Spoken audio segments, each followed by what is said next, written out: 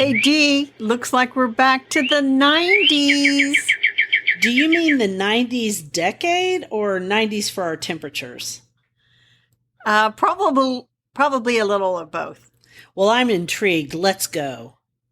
Welcome to the Garden Angelus, where we talk about flowers, veggies, and all the best dirt. I'm Dee Nash from Guthrie, Oklahoma, where I garden on 7.5 acres out in the country. And I'm Carol Michael from Indianapolis, Indiana. I have a suburban garden measured in square feet. It's about a third of an acre. We call ourselves Garden Angelus because we are evangelists for gardening. We love gardening and we want you to love it too. Yes, we do. And we aren't afraid to spill the beans and tell all of our gardening secrets, the good, the bad, and even the ugly. But that's enough of who, what, when, where. Let's move on to this week's episode. Hello, Dee. Hello, Carol. How does your garden grow? And is it hot out there or what? Dee, it's suddenly hot out there. We had a very mild week last week, and I went out. Oh, it's hot out there. But last week I told people I was on the edge with something, and I would tell them this week. Okay. So my flower borders in the back aren't edged with anything except a nice straight cut. Mm-hmm. And then I decided that I really want to put some edging stone around them. Oh, So pretty. I'm going to measure, and I think I'm going to do something kind of where I use the same kind of block that I have in front, but every whip stitch I'm going to add a bit of whimsy, like a little, I don't know, cement mouse or something every little bit, just to kind of mix it up. So I did decide that. Wait. For our younger listeners, you're going to have to explain what a whip stitch is. They've never sewn. What do you mean? What do you mean every whip stitch? That means, like every once in a while. That's not that odd of a saying, is it? Yeah, it's fairly odd for the modern listener. It is because they don't sew. So you do straight stitches and then you do a whip stitch, which is a little bit different stitch every so often. And so that's what you're going to do in your borders. Keep going. Yeah, okay. And then I started trimming some shrubs when it wasn't hot out. And I have some deutzia on the side of the house, and I decided that they are extremely boring. I think they are And too. so I think they might get the final prune, and if it ever cools down, I might rip them out this summer and then this fall plant something nice there. I think We'll that see. sounds like a good idea. I hate deutzia.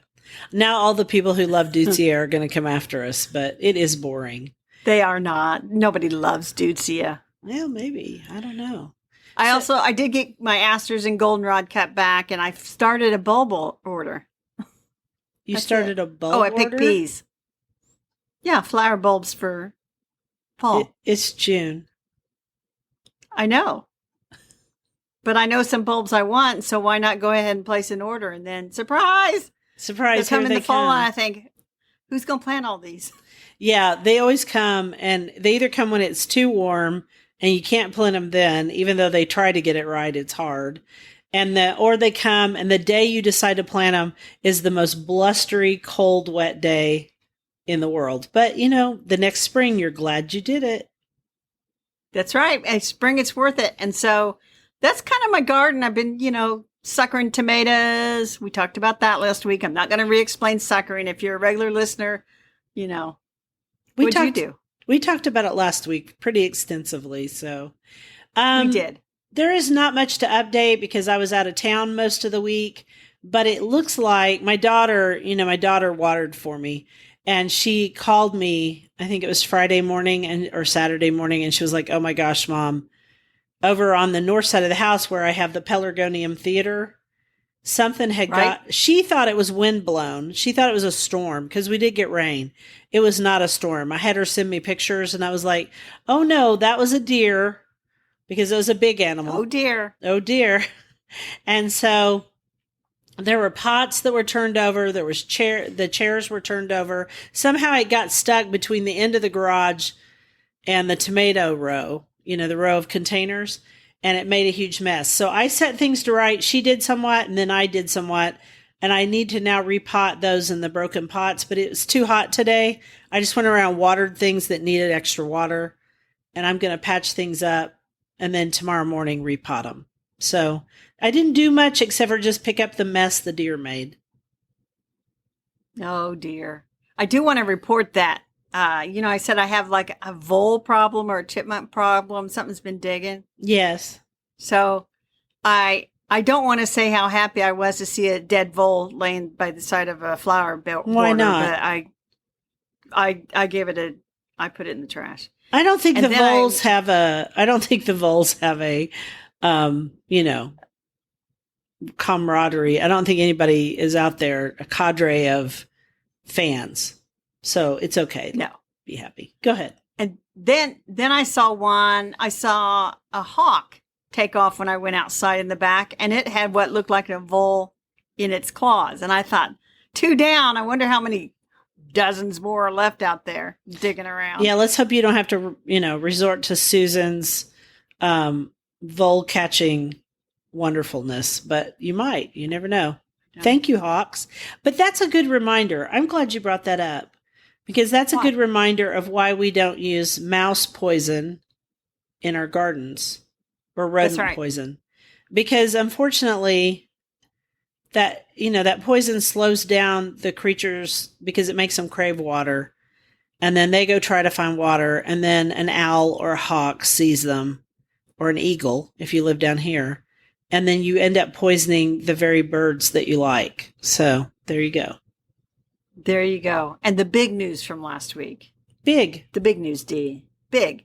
We started a Substack newsletter to share our show notes so that we can type a whole lot more. Yes. So we want everybody to go out to thegardenangelist.substack.com and sign up for a newsletter. And I'll put stuff in our regular show notes so people can find those.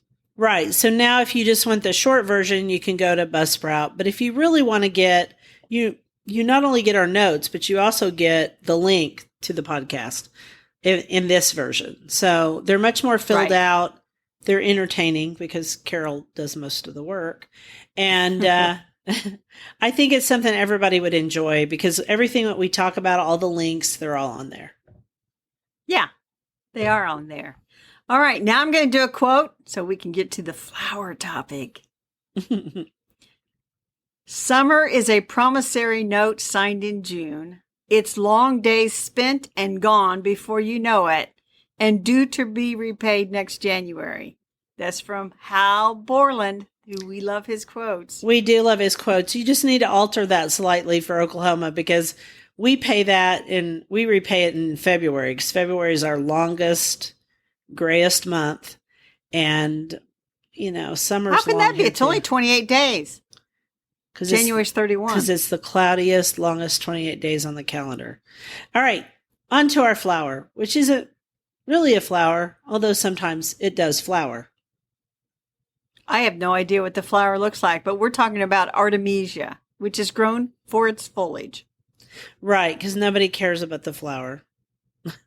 Artemisia is a very big genus, and it, as you researched, it is named for Artemis, the Greek goddess of the moon, wild animals, and hunting.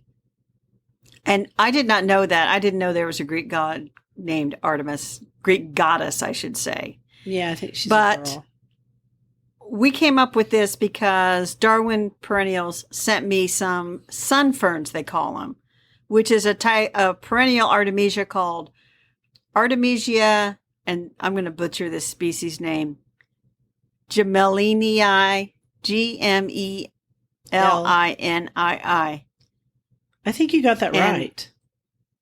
Sunfern Olympia. And they are advertising it, not advertising, I guess, but promoting it as a herbaceous plant to put in the perennial border where you want to bring in maybe an accent plant with a bit of fern-like foliage. Right. And that's why they're calling it sunfern. Now, I will say a lot of artemisias, as many people will note, can be invasive. And we'll talk about that in a minute. But these are not invasive, so they won't spread. It's supposed to be a low-maintenance, drought-tolerant, zone 4 hardy artemisia. Gets about 16 to 18 inches tall. And again, if you want fern-like texture in a sunny border, this would be the plant. I'm looking here how tall it grows. So it is for, it's for the front of the border. Yeah. I'm looking at their website. And so it grows about 14 to 16 inches tall, according to this. And you space them 18 to 24 inches apart. And I like Darwin perennials a lot. I don't know. I mean, I would probably, where this grows, I would grow tansy, golden tansy. But these are really good and they're hardy. And tansy isn't always hardy. And tansy can be quite invasive. Yes, in some places it's not invasive in Oklahoma. Golden tansy, which is the aria version, is not at all. And it does flower in summer. This I don't think does. Anyway, keep going. No. Well, this would be a good plant to put even in a cutting garden because I think the foliage, now I'm looking at something in a little 4-inch pot, so I can't really tell exactly.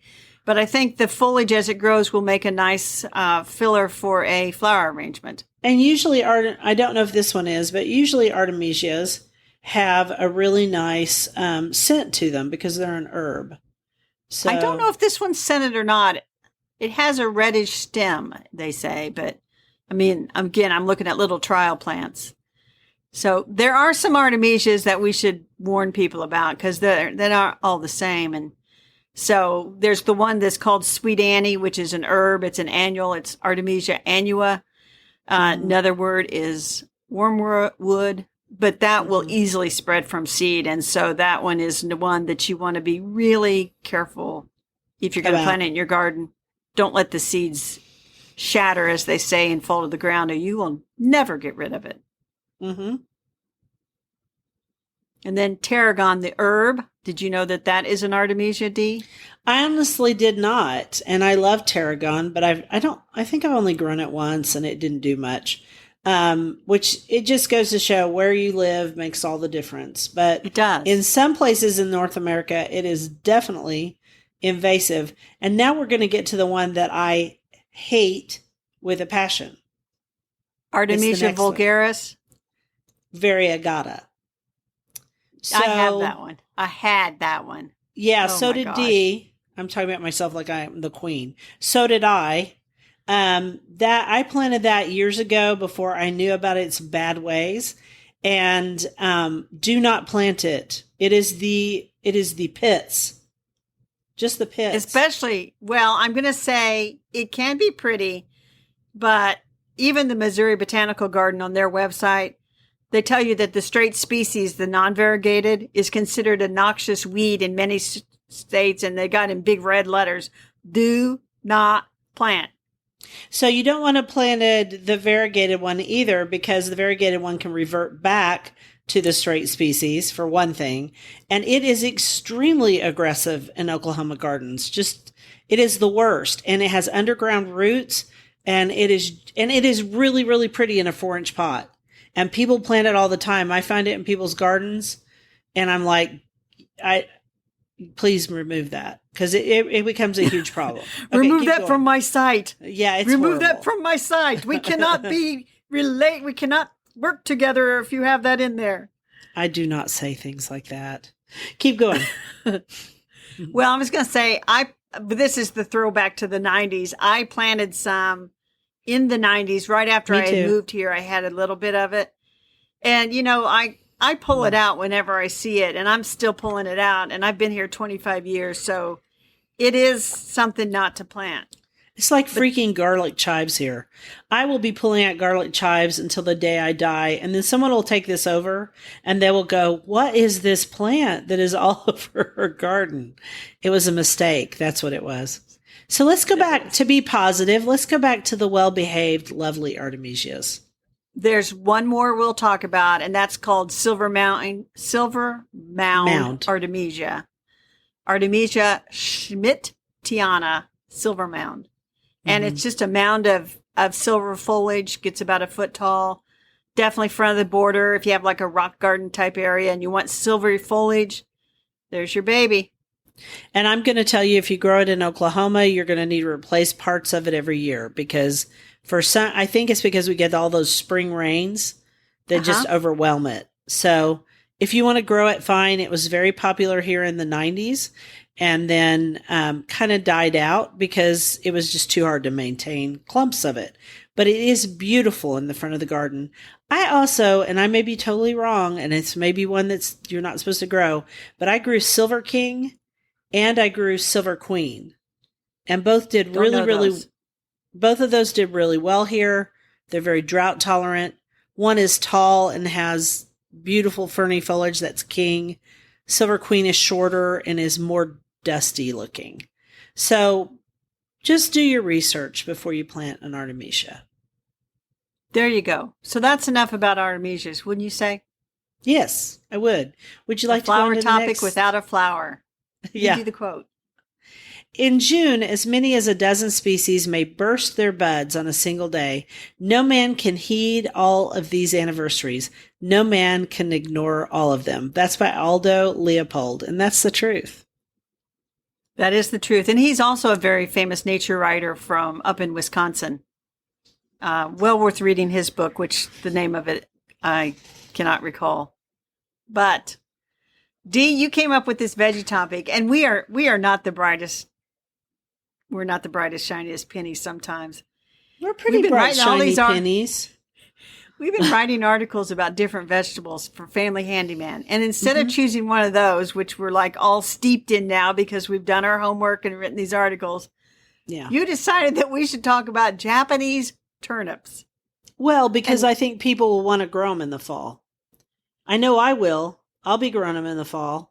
So I've been getting Japanese turnips in my CSA, and I can't get enough of them.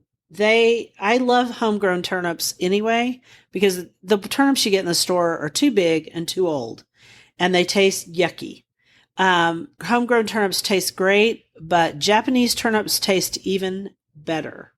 And they're also called hakurei or hakuri, probably hakuri because it's Japanese. And there's another one called Hanona Kabu. And so there's two types that we're talking about here today, but we're also going to link to another article that talks about 18 different types of turnip at Home Stratosphere.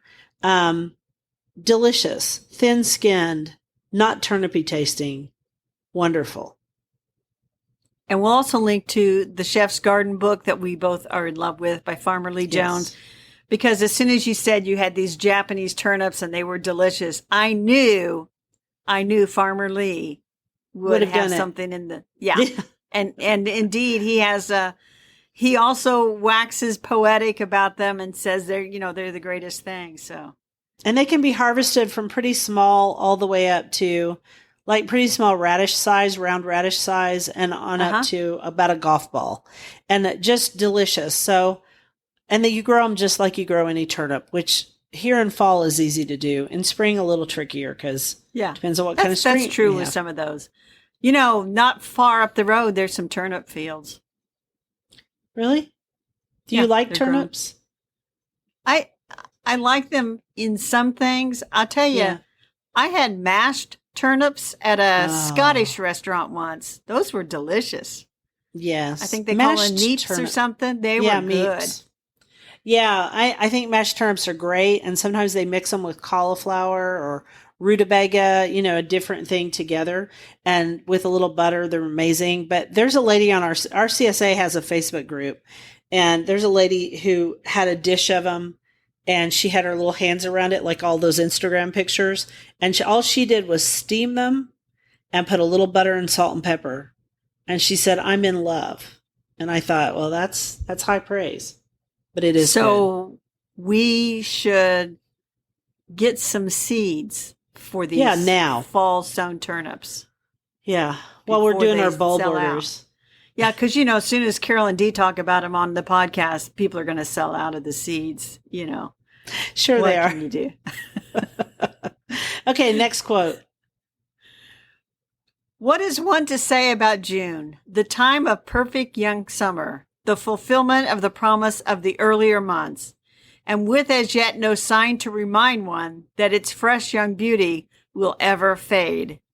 Gertrude Jekyll, the famous British garden designer and author. We don't want to think about June days going away. That's what, No. for some reason, that's what our quotes seem to be about. Yeah, we don't want that moment of time where everything is still beautiful and green. In fact, one of my friends, she wrote yesterday on Facebook, she shared all these pictures and she said, everyone take a moment to say goodbye to my beautiful garden before the heat gets it. I thought, I had to laugh. So on the bookshelf this week, in our continuing discussion of weeds, this is a book that we found at our library called Wild About Weeds by Jack Wallington. And we have linked to it on bookshop.org and Amazon. So Carol wrote, it's been a good year for weeds. All that rain. Yeah. Yeah. So you tell me first what you think about the book, and then I'll tell you what I think about it. So I thought the book was kind of interesting, and there's some things we should remember that this guy is British and he's writing this from a British garden perspective. Right. So I think he makes a valid point that there are some weeds that actually do well in a garden and you shouldn't get all weirded out. He does list invasive weeds that you shouldn't grow, which I'm 100% with him on that. And in fact, I made notes that before anybody decides to let a particular weed have its way forever, you should check your invasive weed list on your state website. Every state has one. And we're going to link to Dee's article about identifying invasives. So we don't want to be growing invasives. And we also don't want to have weeds in our garden because we're lazy. So I think this is weeds with intent. Yes, I would say it's weeds with intent. And it's also, he's making a case partially for wildflowers. Yes. Because in the past, when people were super vigilant with chemical controls, there weren't a lot of native wildflowers or other weeds. And now that people have decided, oh, those simple flower structures like umbels or like when all of your vegetable garden goes to seed. Right. Those are very beneficial to small pollinators. And so he's sort of making a plea for that too. And we have to remember he's in England. So stuff that isn't invasive in England might be extremely invasive here, like purple loosestrife. That was one. I was like, oh my, not plant. Oh my gosh, no. Please, no one ever plant that. So I thought you could I had really mixed feelings about this book. And I read it on the way home from Big Cedar, and Bill and I talked about it until Bill's eyes started to close and veer off the road as he was veering off the road. And then I realized I was boring the heck out of him. But my thing was, caution. Approach this book with caution and maybe use it in the United States and maybe use it as a way to identify some of the weeds in your garden. And he also has good eradication principles because he talks about root structure and how tap roots you have to eradicate a certain way. And so for that, it was really good. Yeah. Now, I will say I took great umbrage that he listed the violet as a weed. I knew you were going to do that. Was it the dogtooth violet that he was having issues with? And I don't know. There's so many violets. I think just common blue violets, and many people here think of them as weeds. And then there are those of us who think they're very pretty. They're easy to grub out when you don't want them. Yeah. He listed the everlasting sweet pea. Have you ever planted everlasting sweet pea? I have not. I did not. I was not familiar with that plant. Latifolius. Mm-hmm. I'm familiar with it because I planted it once. Mm-hmm. Oh, that was a mistake. That comes up every year, and I'm pulling it out. And it looks like a very lovely pink sweet pea, but it's a perennial, and it has no scent, and it will simply take over. So it has its place. If I had a wild hedgerow or something, I might allow it to stay. It's not native. No. Nope. Listed purple wood sorrel, which I do think is a pretty plant. Oxalis corniculata variety Atropurpurea. Right. Purple I have it foliage, bright green, bright yellow flowers. I think that is pretty, and I have some of that, and I let it stay. It lives here. I mean, it's been here before me, so it's going to still live here. And then he talked about oxeye daisies, which is Leucanthemum vulgare. I don't know if I have any oxeye daisies anywhere here, I do. but They're I do pretty. have common fleabane. Oh yeah, I went out the other day and I mean to write a blog post about it even before I got into this book. I had this beautiful stand of fleabane in my perennial border. And I Hmm. thought that looks pretty. And there's not much else blooming, kind of, it's one of those lulls in the blooming. It's in between. And Yeah. I pulled it all out because there's no way it would. It's so easy to pull out. It's just like one stem comes up and it's got a flower on the top, and I just But pulled it them has a out. billion seeds, which is the A point of weeds. bazillion. Weeds Yeah. either spread really well by, rhizotomous stems, or they spread really well by seed, or they do both. And he lists Rudbeckia in there, and he loves Rudbeckia, Yeah. and I love some of the Rudbeckias too. I do not love Rudbeckia goldsturm anymore. I do tell people with dry gardens, yeah, go ahead and plant it. It'll be great for you. People with wet gardens, no, you do not want it because it spreads every which way it can possibly spread and chokes everyone else out. And that would be my cautionary tale about all weeds. Fleabane's easy to pull out and you will have it forever, but you can decide where you want it, right? Yeah. Rudbeckia, no, you cannot. Purple loosestrife I used to have a long, long time ago, but eventually I felt guilty and pulled it out because even though I didn't see it spreading anywhere here into the woods, the thought of it spreading into the woods terrified me for other people. And that's the issue. That's the biggest issue of all, is that you don't want it to crowd out plants that are native to the U.S. Right. Now I And they have will. all over my garden Aquilegia vulgaris, which is the European columbine. It's Mhm. everywhere, and it's not. I mean, it just pulls up everywhere. So I'm letting them go to seed because I'm saving some seeds for people. But I was at garden club this morning, and this lady says, "How do I get rid of all that columbine?" And I said, "Well, you can just pull it out." She says, "Well, I want the flowers." I says, "Then just leave it. It doesn't make that big a mess."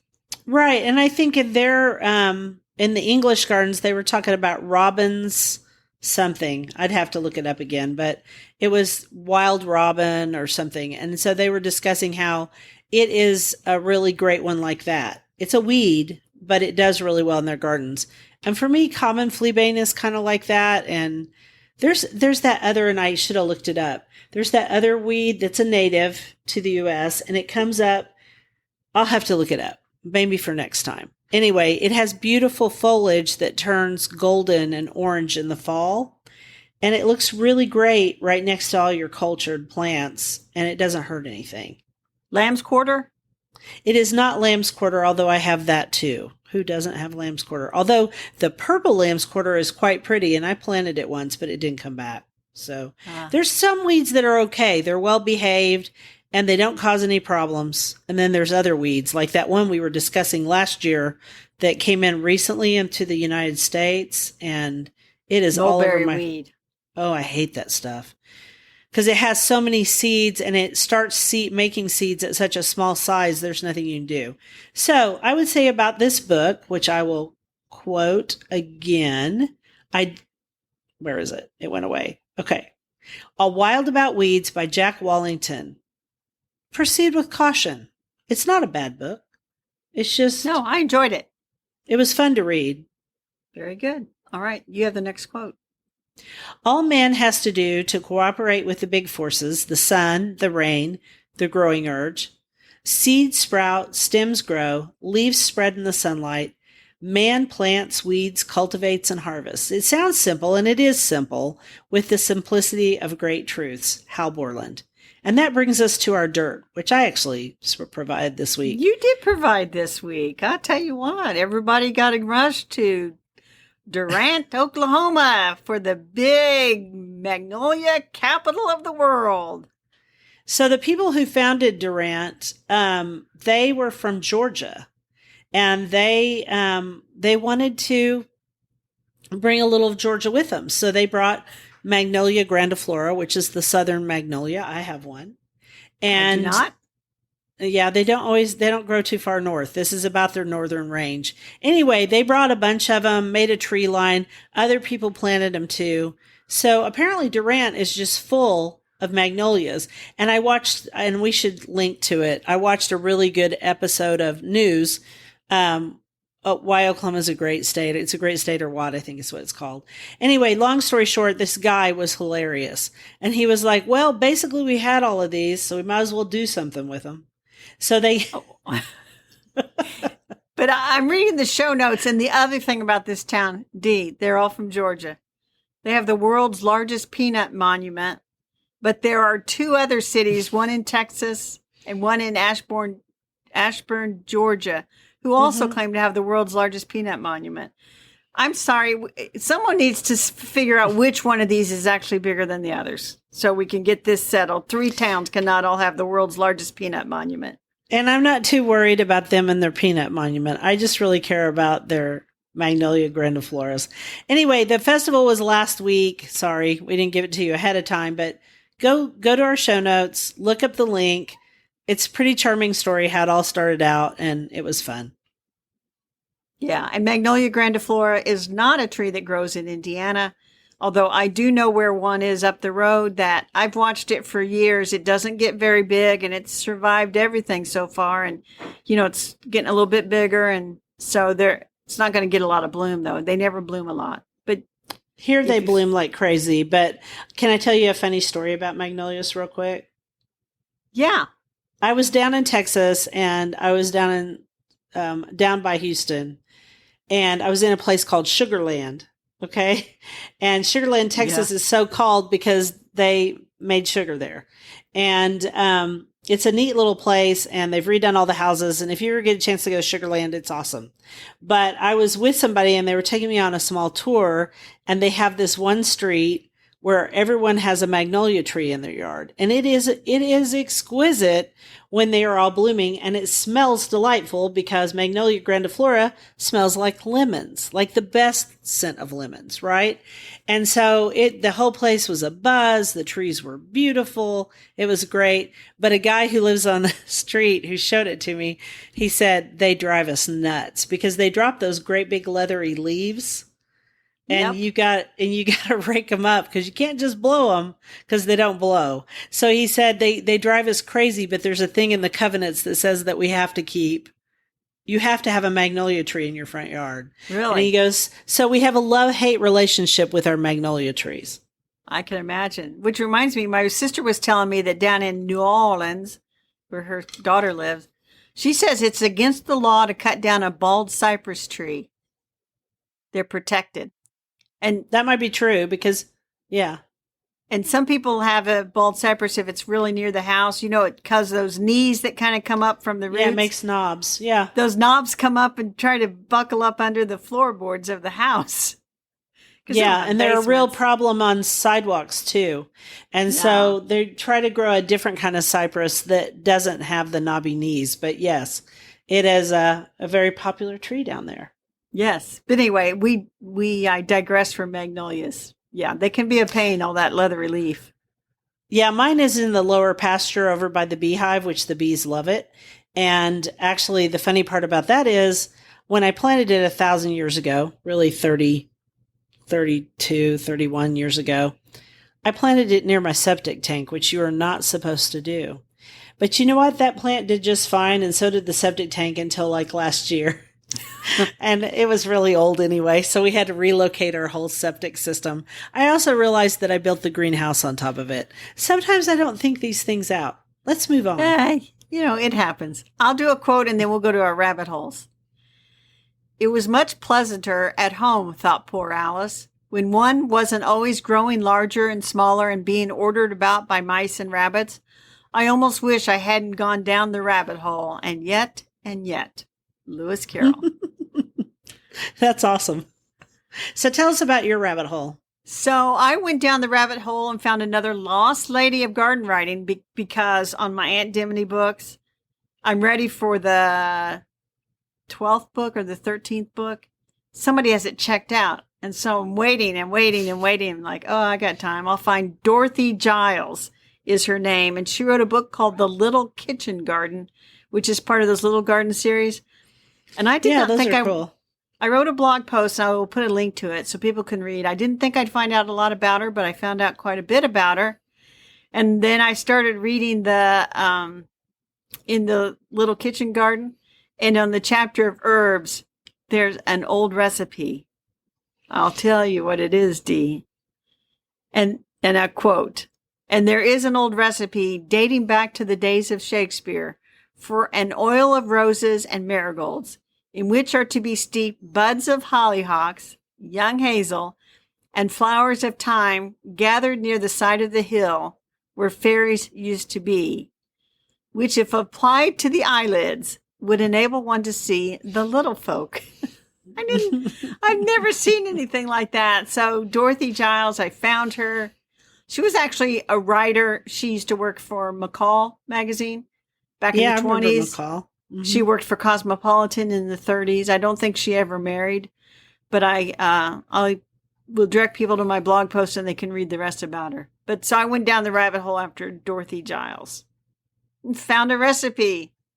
Yeah, I just want to point out in that recipe, they don't mean to use marigolds like we have in the United States. They mean to use calendula. That's true. And what's interesting about this oil of roses and marigolds is that the oil of roses and then calendula is a soothing thing for the skin, right? And right. So is rose oil. And then hollyhocks, I don't know what that would have to do with anything, but I know that hazel has, astringent qualities. Right. And of course, thyme is good for you because it's astringent. So it's kind of an interesting little recipe, even if you take out the fairies. It's only interesting if you keep the fairies in, though. And please don't anybody try this recipe. We don't know anything else about it. And don't put them on your eyelids. I think that might hurt with the hazel. Anyway, you want to hear about mine? I do. So, my goodness, I finished that book that we did last time about butterflies. What was the name of that book? The Language of Butterflies. The Language of Butterflies. That Language of Butterflies book was so good that I could not put it down. And I read it, I was over halfway finished when we talked about it last week. And I sat on Friday morning before I had to go to the ladies' luncheon. Yes, they still have a ladies' luncheon at this thing. Did you have to wear white gloves? No, but there was a time when we had to wear dresses. And one time, this is how long I've been going to this conference. Way back in the day, 33 years ago, we used to go to a place called Shangri-La, which was in Oklahoma. And there was a ladies' course and a men's course. It was a blue course and a gold course. And the best course was the gold course, supposedly. Are you talking about a golf course or what? Yes, golf course. There's a reason for that. The ladies could only play on the blue course. All right. I'm not that old, but we had this. So the point of this is, you asked me if we wore white gloves. No, we did not, but we wore dresses. And two of the ladies had just finished their round of golf in time to come in for the deal, right? Yeah. The guy who was in charge of the deal at the time, I'm not going to say his name, he told them that they were not allowed to enter because they were wearing shorts. The scandal of it all. My goodness. And the two ladies told him, because they were quite dynamic ladies and they were quite a bit older than me. I was really a youngin' then. And they told him where to get off, and they did not go that day to the ladies' luncheon, but we're still doing those. But while I was waiting to go and get dressed for the ladies' luncheon, I was reading this book, and I found myself going down lots of butterfly rabbit holes because of it, because I kept looking up information that she would refer to. But I was also glad to see that some of the butterflies she listed, and also Oklahoma was a major part of the book, because I've told people we're on the butterfly highway and we're a big, big part of it, especially the monarch migration. And this was just fascinating because she went to a piece of land that's still owned by an Indian tribe in Oklahoma. And it's an original piece of prairie. I know. She talked about that. And I thought that has to be a fascinating place that, it's never been tilled under. So this would be what Oklahoma looked like to the first people that arrived. Right. And we do have the Tallgrass Prairie Preserve, which is pretty pristine too. And because the people who owned that land always burned it, and it was just rangeland. So they never ever tilled it. They didn't use it for farming. But when Bill walked in and I was like, oh my gosh, the Cayuga tribe still owns this land. I said, I bet that land is rocky and couldn't be plowed. And I was right, because she told us in the next few pages. Right. Anyway, I'm just going to give that book a plug again. It sent me down so many rabbit holes, and it made me realize that the entire world is knit by circadian rhythms. True that. And that was really cool. Very cool. So what are you going to do this week to get through? So the garden commissions. I am going to work on surviving the first week of the 90s. We had some rain over the weekend, about an inch, all said and done. So it won't be terribly dry, which is good. I should have pulled out the last of the lettuce this morning, but instead I went to garden club. I'm going to do that. Plant some more rosa green beans. Thin out my zinnias a little bit. Maybe trim some shrubs if I can get out there early. And then the most horrible thing I have to do every year is trim back that Amsonia, which the sap is like glue. And I have a pair of pants and a t-shirt ruined from that last year. I will don those again and go out there, and I call it my Amsonia outfit, and cut all that back. I'm going to mow. I'm going to look for lightning bugs, and, summertime, and the living is easy and hot. So I'm going to keep everything watered, and I'm going to check on all the drip irrigation systems and make sure that they're still working, that no electricity, no electrical bolt, lightning bolt hit any of my timers or anything like that, because I've been out of town. And I'm probably going to water the pots on the deck for the second time during the day during these next few days, because the humidity is so high that the heat is way beyond what it normally would be right now. And when I do this, I go out very early in the morning and water, and then I check things again just before sundown, which is almost 9 p.m. here now. And then also I'm going to repot tomorrow morning. I'm going to get up early, get out there, repot those 2 plants that were knocked over by the deer or whatever it was, and get them settled back into their space. Hey, Dee. Yeah. In my neck of the woods, at 9:30 last night, it was still almost daylight, because we're so far west in the Eastern time zone. By the time we get to the end of the week, the summer solstice, it'll be like 9:45, almost 10 o'clock, and it'll still be enough daylight that you could finish mowing the grass or something. It's crazy. So that's like when you're in England in the summertime. It is light until 11 p.m. I believe it, because they're so far north. It's crazy. And that's why in the summer they're so nutty for summertime, because in the winter it is so very dark there for so very long. I can imagine.